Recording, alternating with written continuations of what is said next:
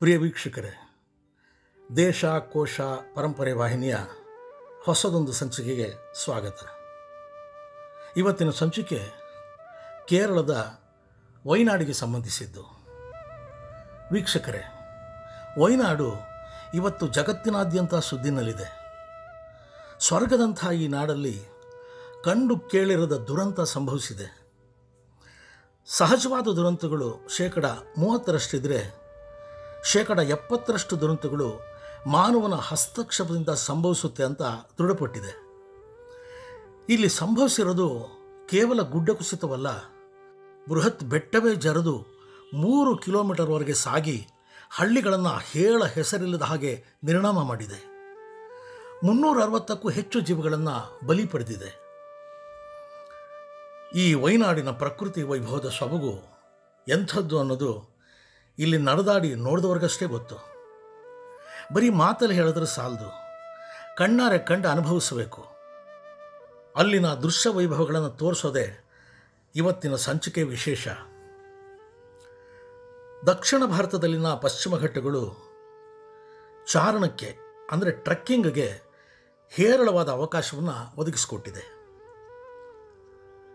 ನಮ್ಮ ಕರ್ನಾಟಕದ ಹಾಗೆ ಕೇರಳದಲ್ಲೂ ಚಾರಣದ ತಾಣಗಳಿವೆ. ಆ ಪೈಕಿ ಚಂಬರ ಶಿಖರ ಒಂದು ಪ್ರಸಿದ್ಧ ಚಾರಣ ತಾಣ. ಕೇರಳದ ವೈನಾಡು ಜಿಲ್ಲೆಯ ಪಶ್ಚಿಮ ಘಟ್ಟದ ಸಾಲಿನಲ್ಲಿ ಈ ಚಂಬರ ಶಿಖರ ಇದೆ.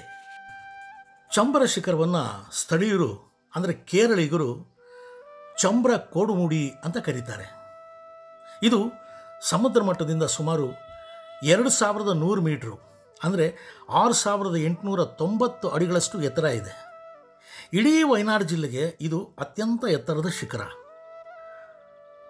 ವೈನಾಡು ಜಿಲ್ಲಾ ಕೇಂದ್ರ ಕಲ್ಪೆಟ್ಟದಿಂದ ಮೆಪ್ಪಾಡಿಗೆ 17 ಕಿಲೋಮೀಟರು, ದುರಂತ ನಡೆದ ಸ್ಥಳದಿಂದ ಮೆಪ್ಪಾಡಿಗೆ 13 ಕಿಲೋಮೀಟರು, ಮೆಪ್ಪಾಡಿಯಿಂದ ಚಾರಣದ ಆರಂಭದ ಸ್ಥಳಕ್ಕೆ ಕೇವಲ 2 ಕಿಲೋಮೀಟರು, ಬೆಂಗಳೂರಿನಿಂದ ವೈನಾಡಿನ ಜಿಲ್ಲಾ ಕೇಂದ್ರ ಕಲ್ಪೆಟ್ಟಾಗೆ 282 ಕಿಲೋಮೀಟರು, ಮೈಸೂರಿನಿಂದ 142 ಕಿಲೋಮೀಟರು, ಕಲ್ಲಿಕೋಟೆಯಿಂದ 72 ಕಿಲೋಮೀಟರ್ ಆಗುತ್ತೆ.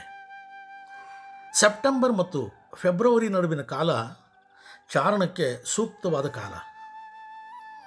ಚಾರಣದ ಹೆಸರಲ್ಲಿ ಪ್ರಕೃತಿ ತಾಣಗಳಿಗೆ ಹೋಗುವವರ ಸಂಖ್ಯೆ ಇತ್ತೀಚೆಗೆ ವಿಪರೀತವಾಗಿದೆ. ಈ ನಿಟ್ಟಿನಲ್ಲಿ ಅರಣ್ಯ ಇಲಾಖೆಯವರು ಕೂಡ ಜಾಗೃತರಾಗಿದ್ದಾರೆ. ಒಂದಷ್ಟು ಕಟ್ಟುನಿಟ್ಟಿನ ನಿಯಮಗಳನ್ನು ರೂಪಿಸಿ ಇಂತಿಷ್ಟು ಅಂತ ಪ್ರವೇಶ ದರ ನಿಗದಿಪಡಿಸಿದ್ದಾರೆ. ಹಾಗೆ ಪ್ಲಾಸ್ಟಿಕ್ನಂಥ ಮಾಲಿನ್ಯಕಾರಕ ವಸ್ತುಗಳನ್ನು ಮತ್ತು ಇತರೆ ಅಪಾಯಕಾರಿ ವಸ್ತುಗಳನ್ನು ಇಲ್ಲಿ ನಿರ್ಬಂಧಿಸಿದ್ದಾರೆ. ಪ್ರತಿನಿತ್ಯ ನೂರಾರು ಜನ ಚಾರಣಕ್ಕೆ ಅಂತ ಇಲ್ಲಿಗೆ ಧಾವಿಸಿ ಬರ್ತಾರೆ. ರಜಾ ದಿನಗಳಲ್ಲಿ ಈ ಸಂಖ್ಯೆ ಇನ್ನೂ ಹೆಚ್ಚಿರುತ್ತೆ. ಹಾಗಾಗಿ ಚಂಬರ ಶಿಖರಕ್ಕೆ ದಿನದಲ್ಲಿ 200 ಜನಕ್ಕೆ ಮಾತ್ರವೇ ಪ್ರವೇಶ ಅಂತ ಮಾಡಿದ್ದಾರೆ. ಮೊದಲು ಬಂದವರಿಗೆ ಆದ್ಯತೆ ಮೇರೆಗೆ ಪಾಸ್ ವಿತರಣೆ ಮಾಡ್ತಾರೆ. ಆಮೇಲೆ ಪ್ರವೇಶದ ಟಿಕೆಟ್ ಕೊಡ್ತಾರೆ. ಪಾಸ್ ಪಡೆಯೋ ಸಲುವಾಗಿ ಬೆಳಕು ಹರಿಯೋ ಮೊದಲೇ ಇಲ್ಲಿ ಸಾಕಷ್ಟು ಗುಂಪುಗಳು ಹಾಜರಾಗಿರ್ತವೆ. ಟಿಕೆಟ್ ಪಡೆಯೋ ಸ್ಥಳದಿಂದ 1 ಕಿಲೋಮೀಟರ್ ಅಂತರದಲ್ಲಿ ವಾಹನ ನಿಲ್ಲುಗಡೆ ವ್ಯವಸ್ಥೆ ಇದೆ. ವಾಹನ ಇಲ್ಲದೆ ಬಂದವರು ಇಲ್ಲಿಂದಲೇ ಚಾರಣ ಆರಂಭ ಮಾಡಬಹುದು. ಚಂಬರ ಶಿಖರಕ್ಕೆ ಹೋಗಿ ಬರೋದಕ್ಕೆ ಸುಮಾರು 5-6 ಗಂಟೆಗಳಾಗುತ್ತೆ. ಇಲ್ಲಿಗೆ ಕಾಲು ಇಡ್ತಿದ್ದ ಹಾಗೆ ಮೊದಲಿಗೆ ನಮ್ಮನ್ನು ಸೆರೆ ಹಿಡಿಯೋದು ಇಲ್ಲಿನ ಚಹಾ ತೋಟಗಳು. ಆರಂಭದ ಚಾರಣದ ಹೆಜ್ಜೆಗಳಿಗೆ ಚಹಾ ತೋಟಗಳದೇ ಹಾದಿ. ಇಲ್ಲಿನ ಚಾರಣಕ್ಕೆ ಸ್ಫೂರ್ತಿ ವಿವಿಧ ವಿನ್ಯಾಸದ ಭೂದೃಶ್ಯಗಳು. ಎಲ್ಲೂ ಮಟ್ಟಿಸುವಾದ ನೆಲ ಇಲ್ಲವೇ ಇಲ್ಲ. ಬಲ್ಲಕ್ಕೆ ಕಣಿವೆ ಇಳಿಜಾರಿನಲ್ಲಿ ಜಾರು ಹೋದ ಹಾಗೆ ಕಾಣೋ ಚಹಾ ಪೊದೆಗಳು, ಅದರಾಚೆ ಬೆಟ್ಟಗಳ ಸಾಲು. ಎಡಕ್ಕೆ ಚಹಾ ಪೊದೆಗಳು ಬೆಟ್ಟ ಏರಿ ಕುಂತ ಹಾಗೆ ಕಾಣುತ್ತೆ. ಸುತ್ತ ಕಣ್ಣು ತಣಿಯುವಷ್ಟು ಹಸಿರು. ಒಂದಷ್ಟು ಏರುದಾರಿ ಕಳೆದ ಮೇಲೆ ಎಡಕ್ಕೆ ಹೊರಳಿದರೆ ಸಾಧಾರಣವಾದ ಕಾಡಿನ ಹಾದಿ ಆರಂಭ.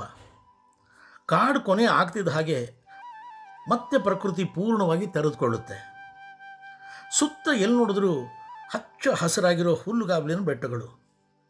ಹುಲ್ಲಿನ ನಡುವೆ ಮಳೆ ನೀರು ಹರಿದಾಗಿರೋ ಕೊರಕಲು ಮುಂದಿನ ಏರು ಹಾದಿ. ಇಲ್ಲಿಂದ ಚಾರಣ ಕೊಂಚ ಕಠಿಣ, ಹೆಚ್ಚಿಗೆ ದಣವಾಗುತ್ತೆ, ಸಾಕಷ್ಟು ಬೆವರು ಹರಿಯುತ್ತೆ, ಸುಸ್ತು ಆಗುತ್ತೆ. ಆದರೆ ಸುತ್ತ ಕಾಣಿಸುವ ಅಲ್ಲಿನ ನಿಸರ್ಗ ಸಂಪತ್ತು ಎಲ್ಲ ಮರೆಸಿಬಿಡುತ್ತೆ. ಆದರೂ ಮತ್ತಷ್ಟು ದೂರಕ್ಕೆ ಏದುಸಿರು ಬಿಡ್ತಾ ಏರು ಹೋಗಲೇಬೇಕು. ಇನ್ನಷ್ಟು ಮತ್ತಷ್ಟು ಮೇಲಕ್ಕೆ ಹೋಗ್ತಾ ಹೋಗ್ತಾ ಗಾಳಿಯ ಬಿರುಸು ಹೆಚ್ಚಾಗುತ್ತೆ. ಇನ್ನೂ ಕೊಂಚ ಮೇಲೆ ಹೋಗ್ತಿದ್ದ ಹಾಗೆ ಬೆವರ್ತಾ ಇದ್ದವರಿಗೆ ತಂಪು ಅನುಭವ ಆಗುತ್ತೆ. ಸ್ವಲ್ಪ ಹೊತ್ತಿಗೆ ಚಳಿ ಅನಿಸುತ್ತೆ. ಅಷ್ಟೊತ್ತಿಗೆ ಏರುದಾರಿ ಮುಗಿದು ಕೊಂಚ ಮಟ್ಟಸವಾದ ನೆಲ ಸಿಗುತ್ತೆ. ಹಾದಿಯ ಬಲಬದಿಗೆ ಒಂದಷ್ಟು ದೂರದಲ್ಲಿ ಒಂದು ಸಣ್ಣ ನೀರಿನ ತಾಣ, ಹಸಿರು ಹೊದ್ದ ಮರ, ಬೆಟ್ಟದ ಇಳಿಜಾರಿನ ನೋಟ ಕಂಡುಬರುತ್ತೆ. ಅಲ್ಲಿಂದ ಇನ್ನೊಂದಷ್ಟು ಹೆಜ್ಜೆಗಳು ಹಾಕಿದ ಮೇಲೆ ತಲುಪಬೇಕಾದ ಗುರಿ ಕಣ್ಣೆದುರು ತೆರೆದುಕೊಳ್ಳುತ್ತೆ. ಬೆಟ್ಟದ ಮೇಲಿನ ಮಟ್ಟಸವಾದ ನೆಲಕ್ಕೆ ಕಾಲು ಇಡ್ತಾ ಇದ್ದ ಹಾಗೆ ಕಣ್ಣಿಗೆ ಬೀಳೋದು ಹೃದಯಾಕಾರದ ಕೊಳ. ಈ ಕೊಳವೆ ಚಂಬರ ಶಿಖರದ ಪ್ರಮುಖ ಆಕರ್ಷಣೆ. ಸುಮಾರು 6,000 ಅಡಿಗಳಿಗಿಂತಲೂ ಎತ್ತರದಲ್ಲಿರೋ ಕೊಳ ಯಾವತ್ತಿಗೂ ಬತ್ತು ಹೋಗೋದಿಲ್ಲ. ವರ್ಷವಿಡೀ ಈ ಕೊಳದಲ್ಲಿ ನೀರು ಇದ್ದೇ ಇರುತ್ತೆ. ಬಿದ್ದ ಅಷ್ಟೂ ಮಳೆಯನ್ನು ಬದಿಯಲ್ಲಿ ನಿಂತಿರೋ ಬೆಟ್ಟ ತನ್ನೊಳಗೆ ಹಿಡಿದು ಇಟ್ಕೊಂಡು ವರ್ಷವಿಡೀ ಈ ಕೊಳಕ್ಕೆ ನೀರು ಹಂಚುತ್ತೆ. ಹಾಗಾಗಿ ಕೊಳ ಬತ್ತು ಹೋಗೋದಿಲ್ಲ. ಇಲ್ಲಿನ ಬೆಟ್ಟದ ತುದಿಯೇ ಚಂಬರ ಶಿಖರ. ಇದಕ್ಕಿಂತಲೂ ಕೊಂಚ ಕಿರಿದಾದ 2 ಬೆಟ್ಟಗಳ ಶಿಖರಗಳನ್ನು ಇಲ್ಲಿ ಕಾಣಬಹುದು. ಈ ಬೆಟ್ಟಗಳ ಇಳಿಜಾರಿನ ಶೋಲಾ ಅರಣ್ಯದಲ್ಲಿ ಆನೆ, ಕಾಡೆಮ್ಮೆ, ಚಿರತೆಗಳಿರೋ ಮಾಹಿತಿ ಇದೆ. ಶಿಖರದ ತಪ್ಪಲಿನ ಕಾಡಂಚಲ್ಲಿ ಕೆಲವು ಸಲ ಆನೆ, ಕಾಡೆಮ್ಮೆ ಕಾಣಿಸ್ಕೊಳ್ಳೋದು ಉಂಟು. ಮೊದಲಿಗೆ ಚಂಬರ ಶಿಖರದ ನೆತ್ತಿ ಏರಿ ಹೋಗೋದಕ್ಕೆ ಅವಕಾಶ ಇತ್ತು. ಆದರೆ ಈಗ ಅರಣ್ಯ ಇಲಾಖೆ ಅದಕ್ಕೆ ನಿರ್ಬಂಧ ಮಾಡಿದೆ. ಆ ಕಡೆ ಯಾರೂ ಹೋಗದ ಹಾಗೆ ಅರಣ್ಯ ಇಲಾಖೆಯ ಕಾವಲು ಪಡೆ ಕಾರ್ಯನಿರ್ವಹಿಸುತ್ತೆ.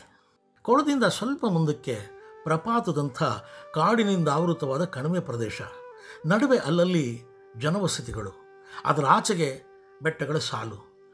ಶುಭ್ರ ವಾತಾವರಣ ಇದ್ದರೆ ವೈನಾಡಿನ ಪ್ರಕೃತಿ ಅಷ್ಟೂ ಸೊಬಗನ್ನು ಸವಿಬಹುದು.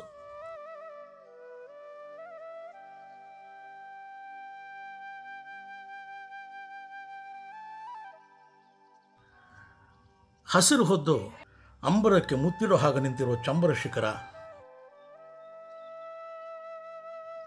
ಅದಕ್ಕೆ ಸ್ಪರ್ಧೆ ನೀಡೋ ಹಾಗೆ ಕಾಣೋ ಮತ್ತೆರಡು ಬೆಟ್ಟಗಳ ಶಿಖರಗಳು, ವಿಸ್ತಾರವಾದ ಹುಲ್ಲು ಹಾಸಿನ ನೆಲದ ಮಧ್ಯೆ ಹೃದಯಾಕಾರದ ಕೊಳ. ಹೀಗೆ ಒಂದೊಂದಾಗಿ ನೋಡ್ತಾ ನಿಂತರೆ ಹಿಂತಿರುವುದಕ್ಕೆ ಮನಸ್ಸು ಬರೋದಿಲ್ಲ. ಛಾಯಾಚಿತ್ರಗಾರರಿಗೆ ಇಲ್ಲಿನ ದೃಶ್ಯಗಳನ್ನು ಸೆರೆ ಹಿಡಿದಷ್ಟು ಹಸಿವು ತೀರೋದಿಲ್ಲ. ಇದು ವೈನಾಡಿನ ವೈಭವದ ಸೊಬಗಿನ ಚಿತ್ರಗಳು.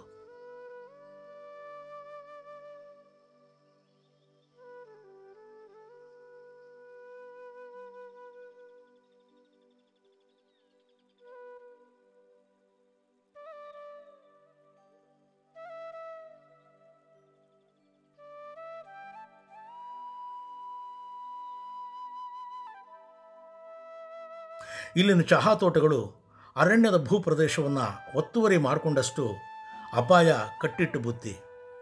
ಅಭಿವೃದ್ಧಿ ಹೆಸರಲ್ಲಿ ಹೆಚ್ಚಿನ ಹಸ್ತಕ್ಷೇಪ ಮಾಡಿದ್ರಂತೂ ಈ ಬೆಟ್ಟಗಳು ಊರನ್ನೇ ನುಂಗು ಹಾಕೋದು ಶತಸಿದ್ಧ ಅಂತ ಸಾಬೀತಾಗಿದೆ. ಪ್ರವಾಸೋದ್ಯಮದ ಹೆಸರಲ್ಲಿ ಮಾಡೋ ಕೆಲಸಗಳಿಗೂ ಕಡಿವಾಣ ಹಾಕಿದ್ರೆ ಕ್ಷೇಮ. ಪ್ರಕೃತಿಯನ್ನು ಅದರ ಪಾಡಿಗೆ ಬಿಟ್ಟರಷ್ಟೇ ನಮಗೆ ಹೆಚ್ಚಿನ ಅನುಕೂಲ. ವೀಕ್ಷಕರೇ, ಸಂಚಿಕೆಯ ಪೂರ್ಣ ವೀಕ್ಷಣೆಗೆ ಧನ್ಯವಾದಗಳು. ಲೈಕ್ ಮಾಡಿ, ಶೇರ್ ಮಾಡಿ, ಸಬ್ಸ್ಕ್ರೈಬ್ ಮಾಡಿ.